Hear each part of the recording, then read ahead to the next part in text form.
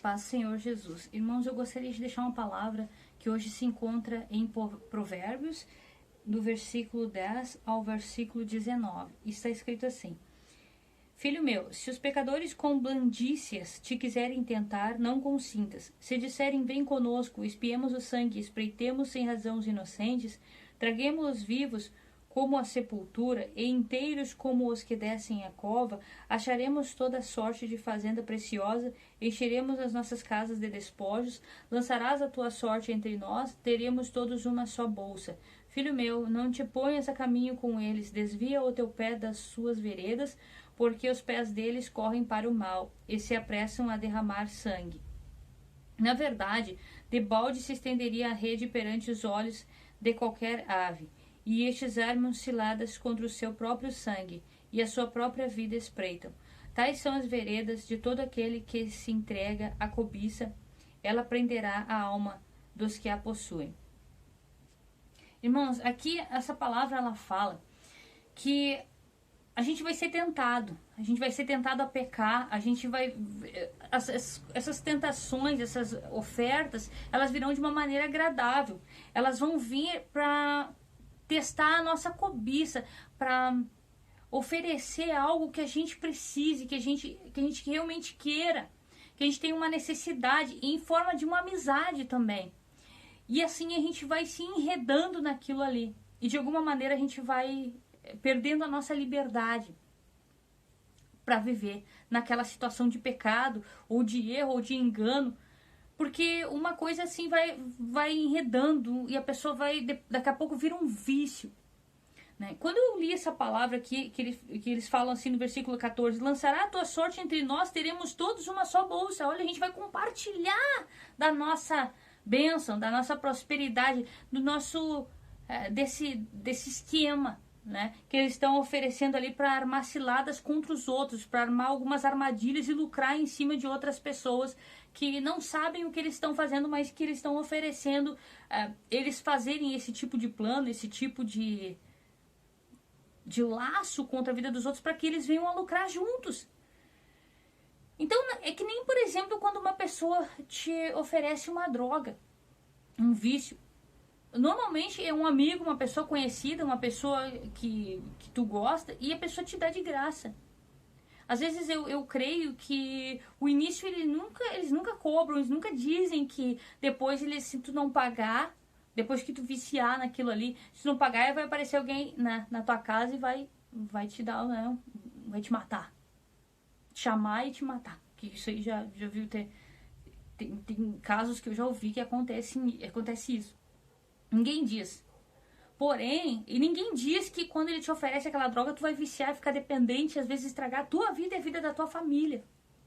Ninguém fala isso, porque tudo parece bom. Olha, a gente vai se sentir bem, a gente viu como faz bem, a sensação faz bem. Eu nunca usei, irmãos, eu não sei como é, mas eu imagino que tudo é a mesma coisa. Eu imagino que o pecado é sempre o mesmo padrão.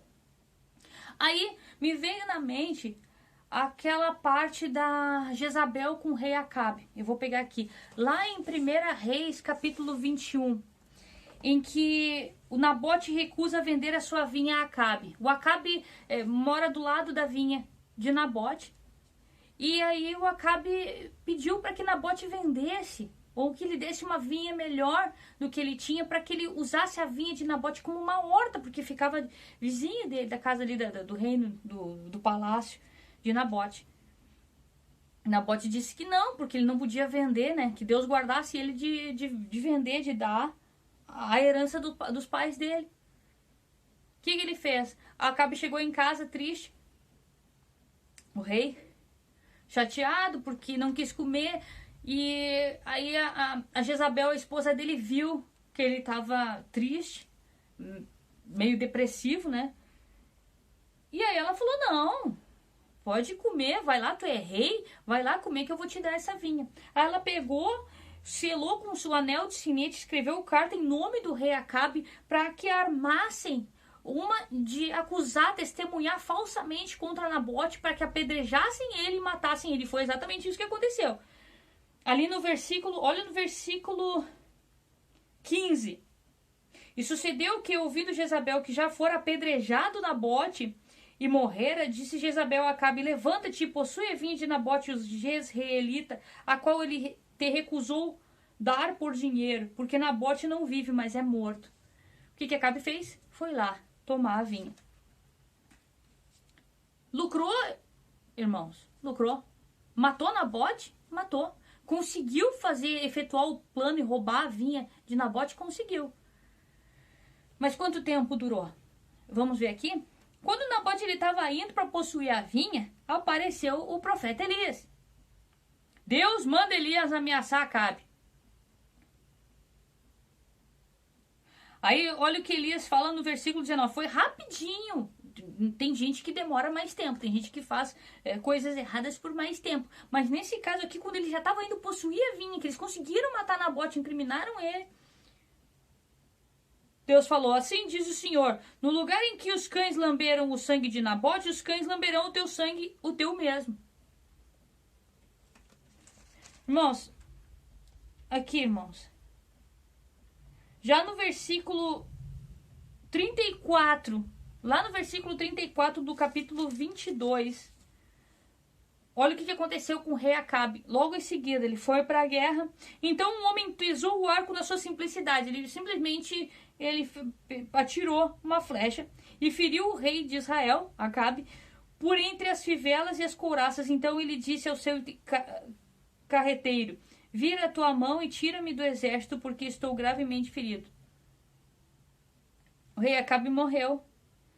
E lavando-se o carro no tanque de Samaria, os cães lamberam o seu sangue, conforme a palavra que o Senhor tinha dito. Não demorou muito. Tem lucro. Eles se conseguem armar, realmente conseguem fazer e lucrar com o mal dos outros, consegue. Mas durou quanto tempo? Como é que foi o fim de Acabe? Morreu. Alguém simplesmente, ele nem precisou de muito, ninguém nem sabia quem era o rei, que ele estava escondido ali, disfarçado. Simplesmente armou um arco, Deus fez com que a flecha pegasse e matasse Acabe. E os cães foram lá e lamberam o sangue dele no mesmo local que ele matou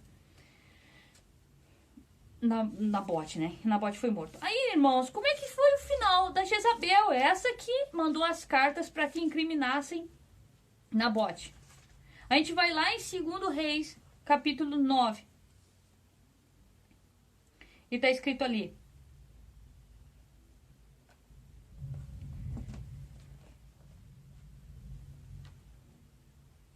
e entrando Jeú pelas portas, tem aqui no versículo 30, e veio Jeú a Jezreel, e o que ouvindo Jezabel se pintou em volta dos olhos e enfeitou a sua cabeça e olhou pela janela. Entrando Jeú pelas portas, disse ela: teve paz em que matou a seu senhor?